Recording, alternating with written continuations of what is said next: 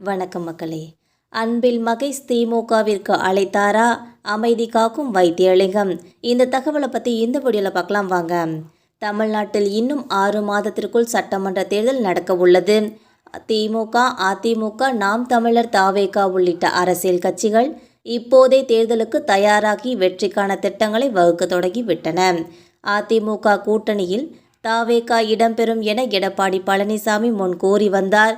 ஆனால் சிறப்பு பொதுக்குழுவில் திமுக, தாவேகா இரண்டுக்கும் இடையேதான் போட்டி என்று மீண்டும் அழுத்தி சொன்ன நடிகர் விஜய் அதிமுகவுடன் கூட்டணி இல்லை என்பதை தெளிவுபடுத்திவிட்டார்.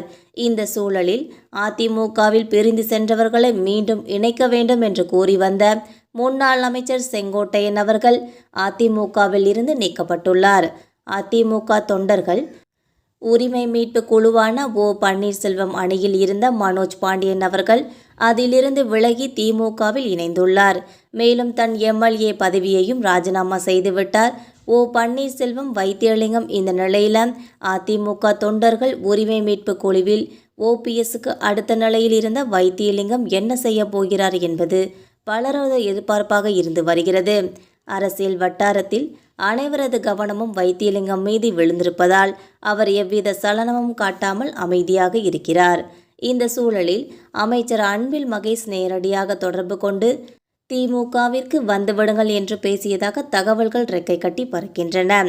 அதிமுகவில் செங்கோட்டையன் நீக்கம், ஓபிஎஸ் அணியில் இருந்த மனோஜ் பாண்டியன் விலகல் ஆகியவைகளுக்கு பிறகும் வைத்தியலிங்கம் அமைதியாக இருக்கிறார். அவர் பேசாமல் அமைதியாக இருப்பதை குறிப்பிட்டு சிலர் சமூக வலைதளங்களில் பதிவிட்டு வருகின்றனர். இந்த சூழலில் வைத்தியலிங்கம் நிலைப்பாடு என்ன, அவரது அடுத்த கட்ட நகர்வு என்ன என்பது குறித்து சிலரிடம் பேசினோம். அவர்கள் கூறுகையில், ஜெயலலிதா அமைச்சரவையில் 4 அணியில் ஒருவராக அதிகாரமிக்க நபராக வலம் வந்தவர்தான் வைத்தியலிங்கம் அவர்கள். திருச்சி உள்ளிட்ட டெல்டா மாவட்டங்களை தன் கட்டுக்குள் வைத்திருந்து சோழ மண்டல தளபதியாக பவர்ஃபுல் மேனாக இருந்தவர்னே சொல்லலாம்.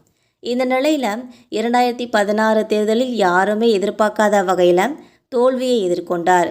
அதன் பிறகு அவரிடம் ஏகப்பட்ட மாற்றங்கள் ஏற்பட்டன. இதையடுத்து 2021 தேர்தலில் வெற்றி பெற்றால் மட்டுமே தனக்கு இனி அரசியல் எதிர்காலம் என உணர்ந்தவர் கடுமையாக செலவு செய்து மீண்டும் ஒரத்தநாடு தொகுதியை தனதாக்கி கொண்டார்.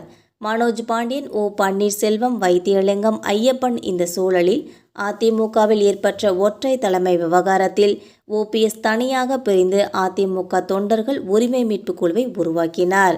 இதற்கு காரணகர்த்தா வைத்தியலிங்கம் தான் என்பது அப்போது பேசப்பட்டது. அதன் பின்னர் தலைமை கழகத்தில் நிகழ்த்தப்பட்ட தாக்குதல் பரபரப்புக்கு பஞ்சமில்லாமல் இருந்ததுன்னே சொல்லலாம். மேலும் இந்த தகவல் உங்களுக்கு பிடிச்சிருந்தா மறக்காமல் நம்ம சேனலை சப்ஸ்கிரைப் பண்ணி பெல் ஐக்கானை கிளிக் பண்ணி வச்சுக்கோங்க. அப்போ தான் நம்ம போகிற டெய்லி வீடியோஸ் உடனுக்குடன் நோட்டிஃபிகேஷனாக வந்து சேரும். தேங்க்யூ.